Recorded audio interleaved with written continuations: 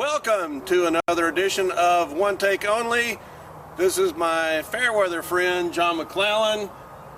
I'm George Phillips with OilPressure.com. It's the month of May. I am so happy, aren't you? Of course I am. Oh, great. I sent the calendar at my house that Sunday night over to May because I just couldn't wait. Well, actually, if you listen to Susan, it's probably been May in my house for a couple of weeks now. But Because you're in IndyCar mode. Indianapolis 500 mode. I have been in IndyCar mode. We were actually going to go to that Honda test at Indianapolis at the end of March. I remember that. And of course, it got the. I was going with you. Yeah, that's what I said. But the weather screwed up where they moved it up to Friday, and we couldn't go because of work. So, but ever since then, my mind has been on Indianapolis. And same thing when I went down to Birmingham. Yeah, I can't wait. My son is into it. When we got down there real late. Yeah, we got down there good enough time to see IndyCar wonderment. Okay, anyway, hey, what about Indianapolis this year? What do you think? What excites you the most? I don't know. I mean, there's so many things. You know, Honda started out the season just blowing and going. Then it kind of they were dominated somewhat at Barber. Really dominated at Phoenix. Phoenix race is kind of boring. Yeah, I was. Yeah. But hopefully they can get that right next year with the new common body. But all the experts, people that are a lot smarter than I am, that I trust their instincts, they say that the Honda Aero kit and the Honda engine should be the preferred package for the Indianapolis 500. I'm going to assume, with what little knowledge I have of such things, that might also be the preferred package for the Grand Prix, simply because, you know, Barber is real hilly, and St. Pete and Long Beach, where Honda, they're flat, where the Honda engine excelled. Those tracks are flat. I don't know if that has anything to do with anything or not, but just for kicks, I'm going to say that the Honda engine may have a slight edge in the Grand Prix and pretty good edge at Indianapolis. Well, it kind of played that way last year too. Yeah, they won the race, and they dominated. Yeah, they won the pole with Hinch, and so all the Andretti cars were fast, which of course brings us up to the other day we watched, I guess that was yesterday, that we watched the Alonso test up at Indy. Impressive. Yeah, I think he got 222.4, 222.5, something like that, but. Pretty impressive for somebody who's never set foot on an oval before, and he seemed to like it. I know we've kind of gotten into Alonso mania here. It merits Alonso mania. It does. I'll be honest. I'm growing just a little. I mean, there are other storylines for this May, of course, but it's not the only storyline. It's a big one. It's a big one. It's very big. Sure. But I tell you, you're right, George. I'm looking at what Ryan Hunter-Reay is going to be like this next month. Hinch, that's a storyline. Yeah. It's too bad. I don't know if Marco's got it anymore or what. You know. Well, I mean, some of Marco's problems this year have been Marco's fault. A lot of them have not. And I'm not. No one's ever accused me of being a Marco Andretti apologist, but I do think that a lot of these problems are bad luck, just like last week at Phoenix. That was a lotion and a lotion only, and also that cut out Bourdais, and as well as Graham Rahal. He's had a tough start. He's had a lot of bad luck too. So Indianapolis can cure a lot of ills. Sure can. Marco is usually fast at that track. As we all know, he almost won it in 06, but I think the next year he ended up on his lid, and then there was who was it that he was passing on the outside in turn one? It wasn't Scheckter, was it? No, Shaker was gone by that Yeah, time. that, I forget who it was, but anyway, he was taken out on the short shoot on the first lap one year in that Venom car. So can't remember who that was.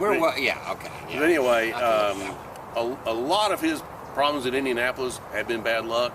A lot of his problems this season have been bad luck. So he is with his father's team. It's a very fast team at Indianapolis. They've won 2 out of the last 3 Indy 500s. So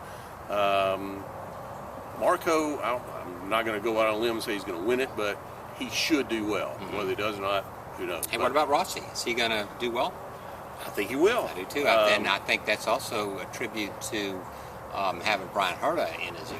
Yeah, but Herta's on Marco's car this year. Well, good luck with that. So I think Herta, Marco should be doing very well. So who is in Rossi's ear? I'm not sure. I don't think it's Michael. I don't think. I think Michael's on Hunter Ray's car, if I'm not mistaken. So I don't know. But anyway, obviously Alonso is with that team, and so is Jack Harvey. He's coming on board. It's a good thing they announced his joining the team before Alonso, because quite honestly, he's been the forgotten man now with all the Alonso stuff. But Jack Harvey's a good driver, and who knows how he'll do as a rookie. But he's aligned with Michael. Andretti's got an alignment with Brian Herta Autosport, right. Michael Shank Racing. That's going to be Jack Harvey, and also Alonso and McLaren. So how could you not like Michael Andretti? I mean, he's really working his tail off as an IndyCar owner, and really a grand owner he is. One thing though, back, about 10 years or so ago, his car, perfect example of this car, Dan Weldon, was covered in sponsorship. And remember at Barber, 3 out of the 4 Andretti cars had blank side pods. So I don't know if that's a sign of the times or what that means. I would think that the times should be pretty good. Yeah, I know Marco had another form of bad luck with Marco. He had a deal with H.H. Gregg, and of course right before the season started, bankruptcy. So he did land. They got the Alberto, however you pronounce it, sponsorship. And I think that looks great too. It looked great for 2 turns in Phoenix. Still. So they ran that. I don't know if they're running that livery. I don't know what I think they're running the United Fiber and Data sponsorship at Indianapolis. I don't know, but when they did the test at Gateway the other day, they were running the Alberto sponsorship. Cool. So anyway, enough about Andretti. Right. I hope Penske. Let's go to Penske. Penske's dialed in right now. They are dialed in. You had Newgarden winning at Barber, which obviously very happy to see, local boy here in Nashville. And it would be really cool to see him win too. Oh, see yeah. him win the 500. And I think he's been around enough now that he appreciates what that means. I think when he was a rookie, and he'd spent most of his time over in Europe racing, and he was in Indy Lights, but started as a rookie. I think he understood that the Indy 500 is a big deal. I'm not sure that he fully got it. Now I think he really gets it. I think he got it before he joined Team Penske. Now that he's with Team Penske and Roger Penske, who's got what, 15, 16 of those? 16. Hey, well, here's another thing too, George.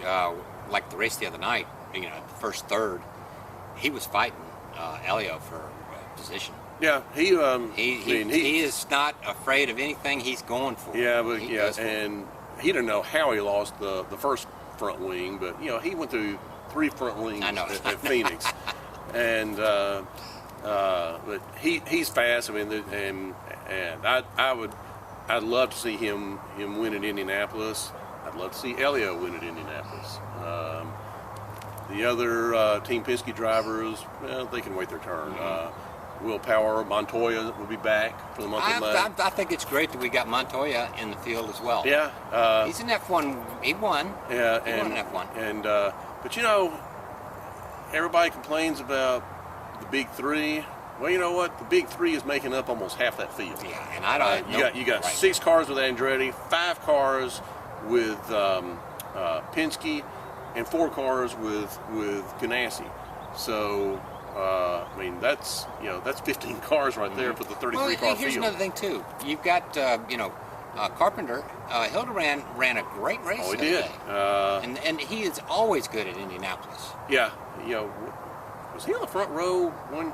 He had Carpenter himself. Ed had. Well, Ed had 2 poles in a poles, row, yeah. but I can't remember. Hildebrand? That You now. talking I don't think he was on the front row. He was up there though, a couple of times in that that white preferred freezer car, whatever it is.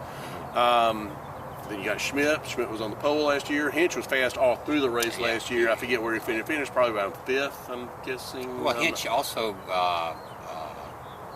He won. He won. He won at Long Beach. So He's ready. He's ready. So he's back. I think he's ready to just put the whole Right. injury thing behind him. Yeah. It made a good story for a while, but So really, those the big three, they're just big, and they're good. There's no doubt about that. But you've why got they're called the Big Three. But you've got. We just pointed out how Carpenter's got fully capable cars and a driver. But he's only going to have 2 cars this year, Yeah. which may be good. I don't think that'd be good. You don't want to be a 1-car team. No, especially but you in don't want to Indianapolis. overextend yourself. No. If you're, Ed doesn't need to do that. Graham Rahal. Indianapolis has not been one of his best tracks, but I think he's got the goods to put it all together, and he's going to have a teammate, Oriol Servia, who I've always considered one of the most underrated drivers in the paddock. I think that's terrific. Who are we missing? Then of course, Coyne. I was going to say the points, the former points leaders up until this past weekend. But he could still be up in the points. yeah, if it but wasn't for that you track. got Bourdais, who's been having, except for that crash, which is not his fault. You got Bourdais, you got Ed Jones, and they're going to have Pippa Mann, who I think Pippa is probably looking at her best shot. Maybe since she's been going to Indianapolis, and this is going to be her. Oh, she's been 5th there or a long 6th. time. Yeah. She was there. I think this will be her 6th. What? No, Pippa was there in 2011. wasn't Yeah, she was there, but she was not there in 12. Yeah, okay. So I think this is going to be her 6th, if I'm not mistaken. But she signed her deal. Last year I don't think she signed her deal till very late in the game. It may have even been in May before she signed her deal. She's had her deal signed for a while now. Pippa's as tough as they come. And I think she's going to have all of her crew back that she had last year, and I think with the Honda engine, the preferred Honda body kit, aero kit, I think she stands a good shot to maybe have her best finish ever, which she had last year when she finished 18th. Okay, so we got to get everybody up to. We do the Grand Prix, but then it's qualification time. Yeah, which in a lot of ways it sounds weird. It's one of my favorite weekends. Oh, I love it. Race weekend obviously is good for all the obvious reasons, but race weekend can be so hectic and intense. Qualifying weekend, at least as a fan to go there, it's just laid back. Just, hey, what do you want to do now? Well, let's go over here. And it's just fun, and you get to see these guys really set the table for the greatest race. It's the greatest spectacle in racing. So, but anyway, we're I guess it's getting close time to wrap up, but we will bore y'all with another one of these later on in the month before the race. So what else you got? Well, my brother and I, we've been going over our plans for race weekend, and we're going to get up there in plenty of time on Friday morning. You gonna get up early? Yeah, I'm going to get there early and get there, and we might even catch Steve Miller. What? Well, that's Saturday. No, that's Friday. That's right. It's Friday. That's right. Yeah, that's right. Carb day. Yeah, and they got that lights race too. Your buddy that you saw in Starbucks, from Australia. What's his name? Keith Urban. Oh, he's playing. He's playing Legends Night. Yeah, you see these people in Nashville all over the place. Yeah, I mean, don't tell your Starbucks story. I'm not It's embarrassing anyway. You make me. So you're going to get up there in daylight on Friday. Yeah. Well, you didn't last year. No, I didn't. But I tell you what, I didn't want to go to the Burger Bash. Why not? Well, it's just too big, and I'm How not, do you know you've never been? You've told me, and you didn't get a burger that one year, and I'm like, I got to have a Well, burger. I got a burger. I think it's great last for the couple of cause years. and all that, but I'd rather just do my thing and see your brother at after the Steve Miller concert. We'll go over to Mug and the Bun. Mug and Bun. Okay. And Saturday night, we're going to go to Giacomo's. So, you Giacomo's people watching, get ready. I Both want of the them? slaughterhouse. That can be arranged.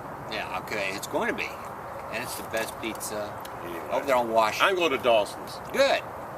Although I've been hearing you talk about this Giacomo's for so long, I'm just curious about it. So Susan and I might go there one night next weekend when we're there for the Grand Prix. Well, listen. Which, by the way, you're not going to. No, I'm not going to go to that.